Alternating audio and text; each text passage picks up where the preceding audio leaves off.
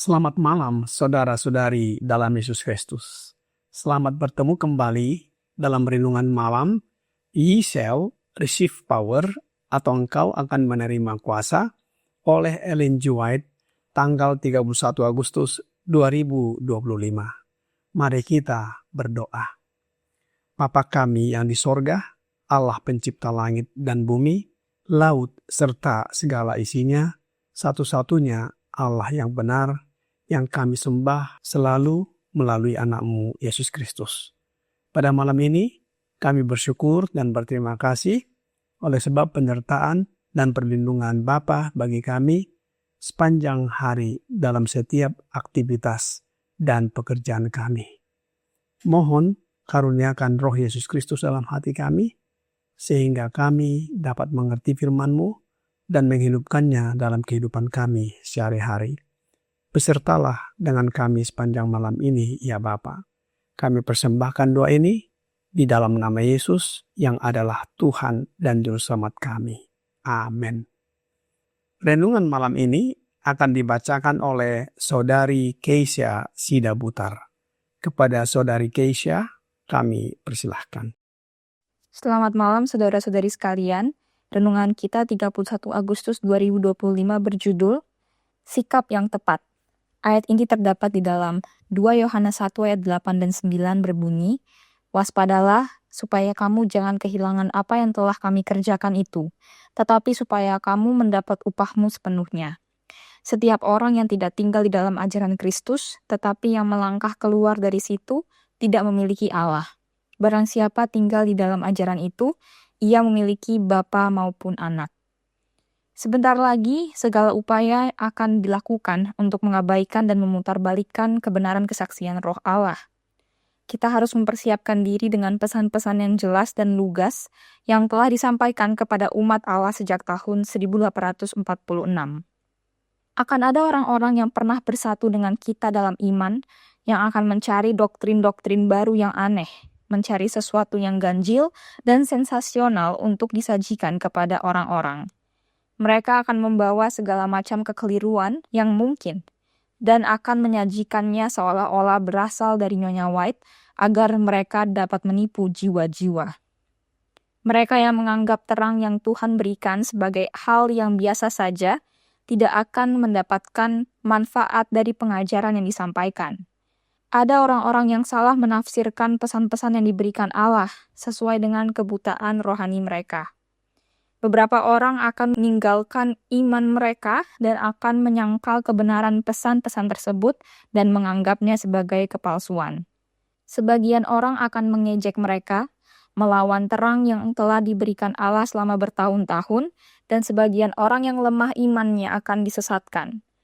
Namun, yang lain akan sangat terbantu oleh pesan-pesan tersebut. Meskipun tidak ditujukan secara pribadi, mereka akan dikoreksi dan akan dituntun untuk menjauhi kejahatan yang disebutkan. Roh Tuhan akan menyertai pengajaran tersebut dan keraguan yang ada dalam pikiran banyak orang akan terhapus. Kesaksian itu sendiri akan menjadi kunci yang akan menjelaskan pesan-pesan yang diberikan, sebagaimana kitab suci dijelaskan demi kitab suci. Banyak orang akan membaca dengan penuh semangat pesan-pesan yang menegur kesalahan, agar mereka dapat belajar apa yang dapat mereka lakukan untuk diselamatkan. Pesan-pesan ini harus menemukan tempatnya di dalam hati, dan transformasi akan terjadi. Dikutip dari Selected Messages, buku 1 halaman 41 dan 42. Demikianlah renungan kita pada malam hari ini. Terima kasih, Tuhan Yesus memberkati. Terima kasih atas penata layanan Saudari Keisha. Tuhan Yesus memberkati. Saudara-saudari dalam Yesus Kristus. Rasul Yohanes di dalam ayat inti 2 Yohanes 1 ayat 8 dan 9 berkata, "Waspadalah supaya kamu jangan kehilangan apa yang telah kami kerjakan itu, tetapi supaya kamu mendapat upahmu sepenuhnya. Setiap orang yang tidak tinggal di dalam ajaran Kristus, tetapi yang melangkah keluar dari situ, tidak memiliki Allah. Barang siapa tinggal di dalam ajaran itu, ia memiliki Bapa maupun Anak." Dalam ayat ini, ada beberapa poin yang perlu diperhatikan oleh jemaat-jemaat di Asia Kecil. Poin-poin ini adalah peringatan terhadap ajaran sesat dan guru-guru palsu yang berusaha menyesatkan. Oleh sebab itu, jemaat menjaga iman mereka agar tidak menyimpang dan kehilangan keselamatan. Rasul Yohanes juga menegaskan identitas sejati orang percaya. Hanya mereka yang tetap tinggal dalam ajaran Kristus yang benar-benar memiliki hubungan dengan Allah. Yohanes menekankan agar mereka waspada. Ini adalah seruan agar mereka berjaga-jaga secara rohani. Yohanes menekankan bahwa iman bukan sesuatu yang diam, melainkan aktif. Kemudian, kata Yohanes di dalam tulisan ini, apa yang telah kami kerjakan itu, artinya Yohanes bekerja dengan kesetiaan dan kesungguhan yang semakin meningkat bagi saudara-saudaranya. Namun, utusan setan berusaha membangkitkan perlawanan terhadap doktrin Kristus. Beberapa orang menyatakan bahwa kasihnya membebaskan mereka dari ketaatan pada hukum Allah. Di sisi lain, banyak yang mengajarkan bahwa perlu mematuhi adat dan upacara Yahudi, bahwa sekedar mematuhi hukum tanpa iman kepada darah Kristus sudah cukup untuk keselamatan. Dengan hidup dalam pelanggaran, mereka membawa ajaran sesat ke dalam gereja. Dengan demikian, banyak orang yang disesatkan. Kata berikutnya adalah supaya kamu mendapat upahmu sepenuhnya. Ini adalah upah rohani, yaitu hidup yang kekal dan berkat di dalam Kristus. Penyimpangan dari ajaran Kristus bisa membuat mereka kehilangan upah ini. Tidak tinggal di dalam ajaran Kristus, artinya meninggalkan kebenaran Injil, khususnya ajaran tentang siapa Yesus itu, bahwa Dia adalah Mesias, Anak Allah, datang dalam daging. Melangkah keluar dari ajaran itu sama dengan menyimpang dari iman yang sejati. Yohanes menegaskan bahwa siapapun yang melakukan ini tidak memiliki Allah. Artinya, tidak memiliki hubungan sejati dengan Allah, meskipun mereka mengakuinya. Barang siapa tinggal dalam ajaran itu, artinya tetap setia pada ajaran Kristus yang benar. Orang seperti ini memiliki Bapa maupun Anak, yang berarti mereka memiliki hubungan penuh dengan satu-satunya Allah yang benar dan Yesus Kristus Anaknya. Keenam poin inilah yang menjadi sikap yang tepat yang dimaksudkan oleh Rasul Yohanes. Tentang hal ini, renungan malam Ye Shall Receive Power halaman 252 paragraf 2 dan 3 berkata, "Sebentar lagi segala upaya akan dilakukan untuk mengabaikan dan memutarbalikkan kebenaran kesaksian Roh Allah. Kita harus mempersiapkan diri dengan pesan-pesan yang jelas dan lugas yang telah disampaikan kepada umat Allah sejak tahun 1846. Akan ada orang-orang yang pernah bersatu dengan kita dalam iman yang akan mencari doktrin-doktrin baru yang aneh, mencari sesuatu yang ganjil dan sensasional untuk disajikan kepada orang-orang. Mereka akan membawa segala macam kekeliruan yang mungkin dan akan menyajikannya seolah-olah berasal dari Nyonya White, agar mereka dapat menipu jiwa-jiwa. Ada upaya untuk mengabaikan dan memutarbalikkan kebenaran, kesaksian Roh Allah dan mencari doktrin-doktrin yang baru yang aneh. Ini mengingatkan kita bahwa terang yang diberikan oleh Allah, baik melalui firman-Nya maupun melalui kesaksian Roh, harus diterima dengan penghargaan dan penerimaan yang tulus. Jika seseorang bersikap acuh tak acuh terhadap terang itu, mereka tidak akan mendapatkan manfaat dan bimbingan yang ditawarkan oleh Allah. Di dunia ini, kesaksian Roh yang hidup dan bekerja dalam hati orang-orang percaya adalah cara yang Allah pilih untuk membawa umatnya pada kesadaran penuh akan kebenaran. Dalam buku The Great Controversy, Nyonya White mengajarkan, kepada hukum Taurat dan kesaksian, jika mereka tidak berbicara sesuai dengan perkataan ini, maka baginya tidak terbit fajar. Yesaya 8 ayat 20. Umat Allah diarahkan kepada kitab suci sebagai perlindungan mereka terhadap pengaruh guru-guru palsu dan kuasa roh-roh kegelapan yang menyesatkan. Setan menggunakan segala cara yang mungkin untuk mencegah manusia memperoleh pengetahuan tentang Alkitab. Pada setiap kebangkitan pekerjaan Allah, Raja kejahatan dibangkitkan untuk melakukan aktivitas yang lebih sering. Ia kini mengerahkan upaya sekuat tenaganya untuk perjuangan terakhir melawan Kristus dan para pengikutnya. Antikristus akan melakukan pekerjaan-pekerjaannya yang ajaib di hadapan kita. Kepalsuan akan begitu mirip dengan kebenaran, sehingga mustahil untuk membedakannya kecuali melalui kitab suci. Melalui kesaksiannya, setiap pernyataan dan setiap mujizat harus diuji. Umat Allah yang berusaha menaati semua perintah Allah akan ditentang dan dicemooh. Mereka hanya dapat berdiri teguh di dalam Allah. Agar dapat menanggung pencobaan di hadapan mereka, mereka harus memahami kehendak Allah sebagaimana dinyatakan dalam firman-Nya.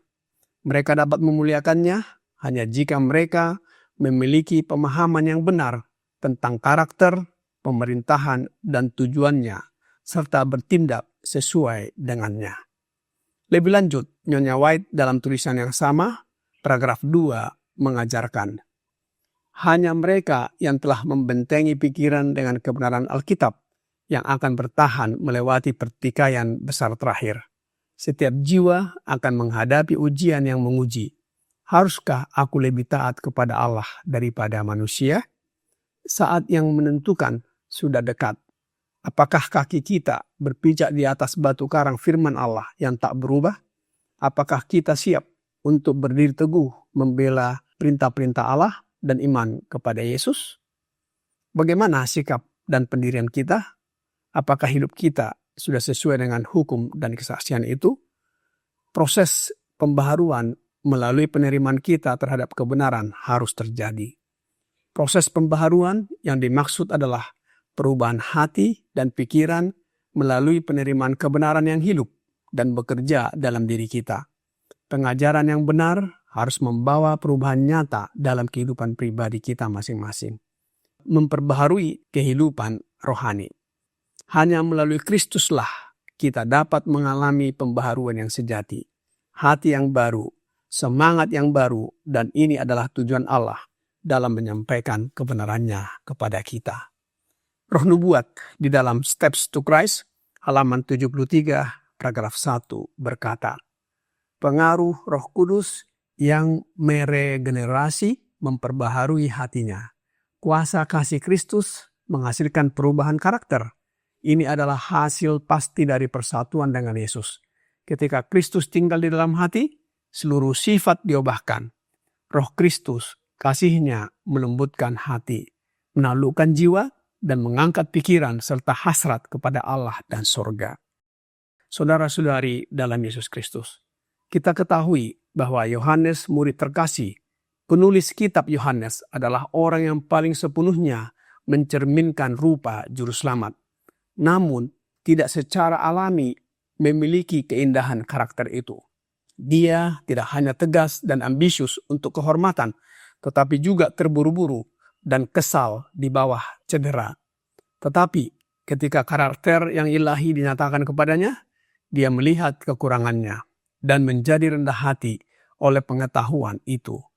Kekuatan dan kesabaran, kuasa dan kelembutan, keagungan yang dia lihat dalam kehidupan sehari-hari Yesus Kristus, Anak Allah, memenuhi jiwanya dengan kekaguman dan kasih.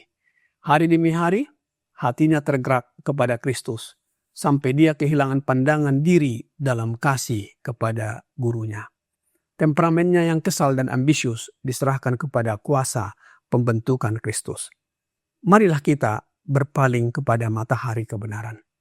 Di dalam tulisan yang sama, Steps to Christ halaman 68, paragraf 2 berkata, seperti bunga yang berpaling kepada matahari, agar sinarnya yang terang dapat menyempurnakan keindahan dan simetrinya, demikian pula kita hendaknya berpaling kepada matahari kebenaran, agar cahaya sorga dapat menyinari kita, agar karakter kita dapat dikembangkan menjadi serupa dengan Kristus. Saudara-saudari dalam Yesus Kristus, Yesus mengajarkan hal yang sama ketika dia berkata di dalam Yohanes 15 ayat 4 dan 5. Tinggallah di dalam aku dan aku di dalam kamu, sama seperti ranting tidak dapat berbuah dari dirinya sendiri kalau ia tidak tinggal pada pokok anggur. Demikian pula kamu tidak dapat berbuah kalau kamu tidak tinggal di dalam aku. Di luar aku, kamu tidak dapat berbuat apa-apa. Kita sama bergantungnya kepada Kristus untuk memiliki sikap yang tepat. Tinggal di dalam Dia, tidak dapat bertumbuh.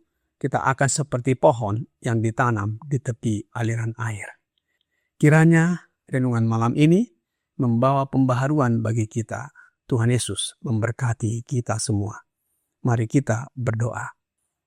Bapa kami yang di sorga, kami bersyukur dan berterima kasih atas firman yang sudah kami dengarkan malam ini. Biarlah dengan kehadiran Roh Yesus Kristus dalam hidup kami senantiasa memperoleh sari makanan yang membuat kami hidup dan memiliki sikap atau perilaku yang sesuai dengan karakternya. Kami akan tetap kuat dan tidak terbawa arus pengajaran yang sesat dan tidak sesuai dengan firman-Mu. Banyak dosa dan pelanggaran yang kami lakukan ya Bapa, ampuni kami. Kami persembahkan doa ini hanya melalui anak-Mu, Yesus Kristus, yang adalah Tuhan dan Juru Selamat kami. Amin.